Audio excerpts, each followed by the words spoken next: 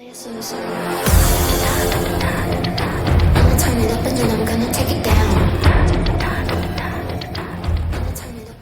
kawan-kawan semua, selamat datang di channel YouTube saya.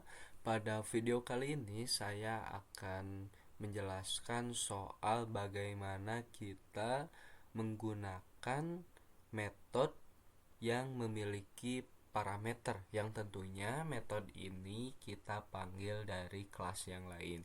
Jadi ini menyambung pada video sebelumnya ya, di mana kita memanggil metode yang ada di dalam kelas yang lain, begitu kan. Nah, bedanya di video kali ini, metode yang kita buat sebelumnya itu dia memiliki parameter, begitu.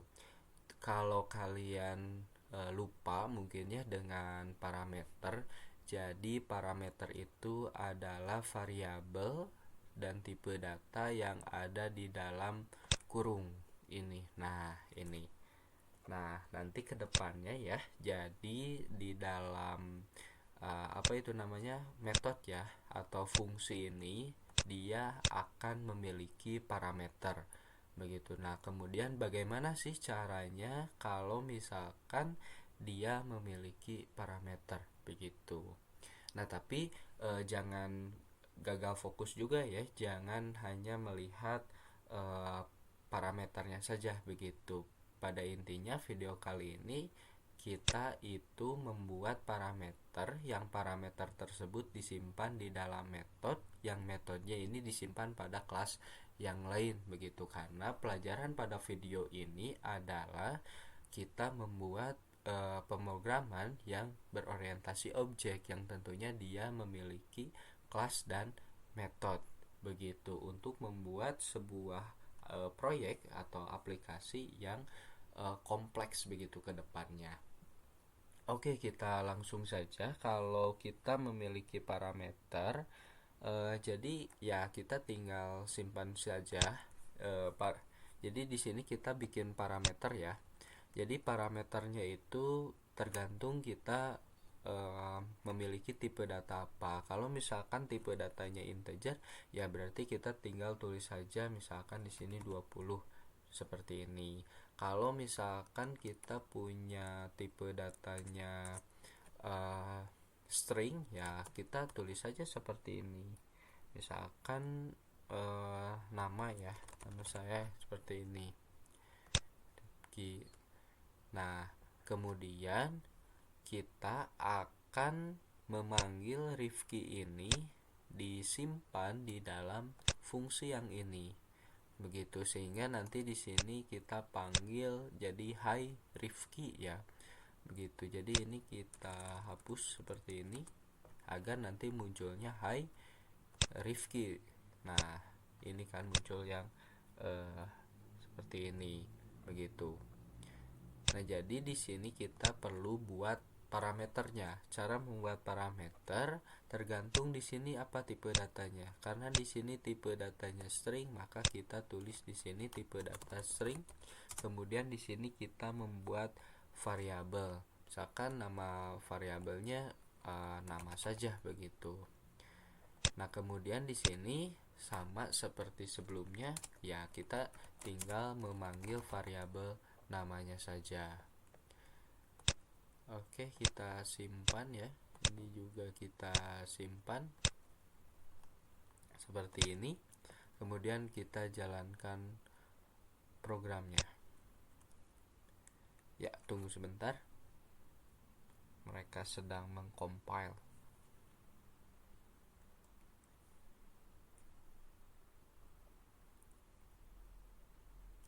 Nah, kan dia jadi muncul Hai Rifki. Nah, ini ya, begitu. Jadi ini kan kita bisa lihat bahwa kita di sini memanggil fungsi, kemudian kita memanggil metode. Maksud saya kita panggil kelas ya.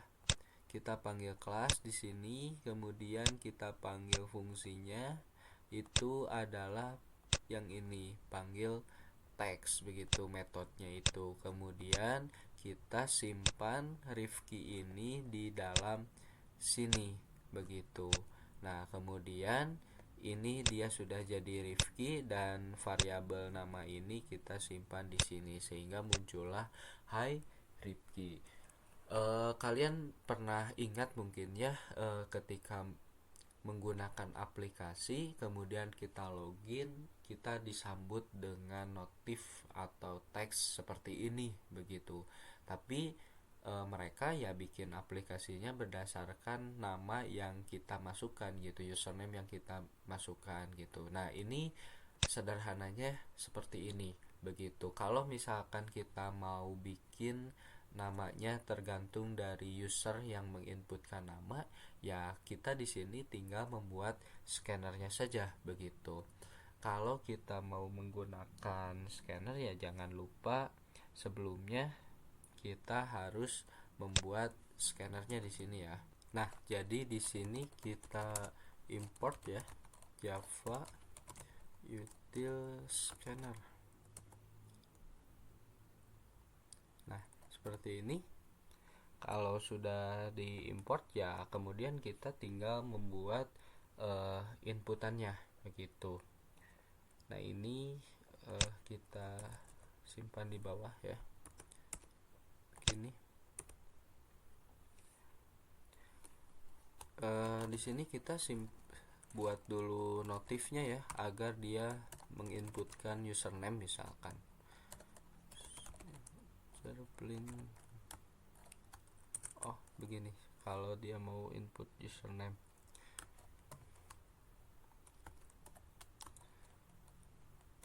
Input username.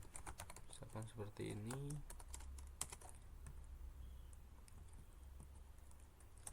Nah, kemudian di sini kita buat ininya ya, inputan username.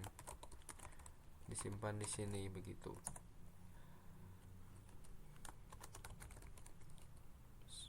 Scanner inputan ini, kemudian scanner dan sistem in. Nah, seperti ini. Kemudian di sini kita tinggal membuat variabel untuk menyimpan inputan yang ditulis oleh user begitu. Jadi ya misalkan username saja namanya. Inputan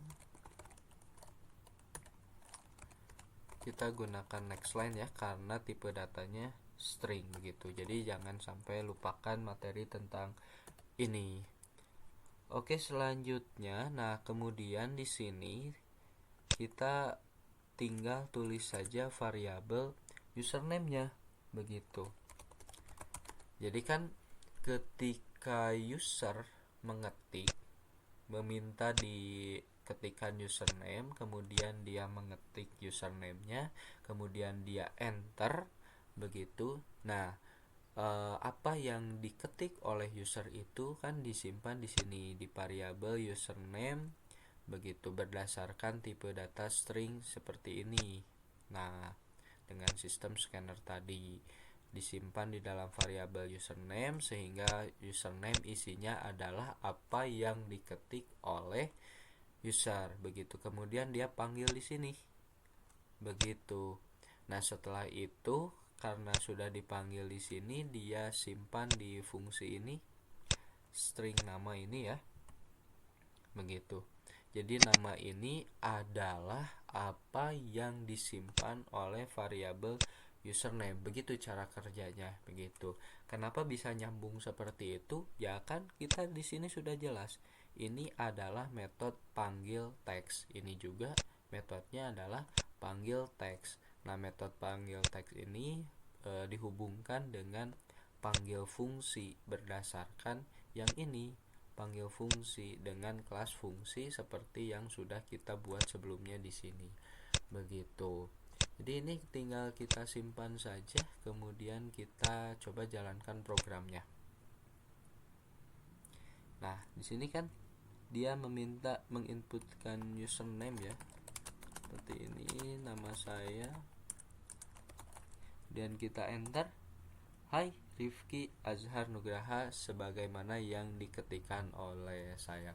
Jadi itulah bagaimana kita membuat metode yang memiliki parameter, kemudian kita panggil itu ya, di mana metode tersebut terdiri dari atau disimpan di dalam kelas yang lain. Baik, mudah-mudahan bermanfaat buat kalian semua yang sedang belajar bahasa pemrograman Java.